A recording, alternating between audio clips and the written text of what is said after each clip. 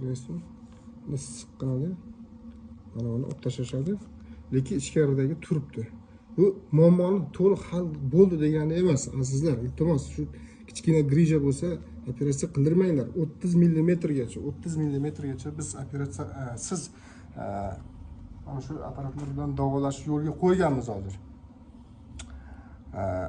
Iltimos, operatsiya bu yechim emas. Operatsiya darajasi bu oyoq ishlamay qoladi. Hojatini saqlolmay qoladi odam. Juda ham ko'p kelishyapti. Operatsiya qildirgan hozir yana grija bo'lib qolgan. Nima uchun? Chunki mana bu ichkaridagi ilik turibdi hali. Ozginasi oqib chiqadi, operatsiya qilib kesib olib tashlashadi, lekin yana siqilganda qolgani yana oqib chiqib kelaveradi buni. Operatsiya hozir yechim emas bunga, azizlar. Iltimos, mana shuni biz so'riltiramiz iziga.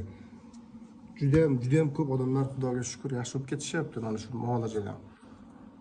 O'zim ham 8 millimetrlik grijadan manual terapiya orqali yaxshi bo'lib ketganman. Sizga maslahat beraman bu narsani. Salomat bo'ling.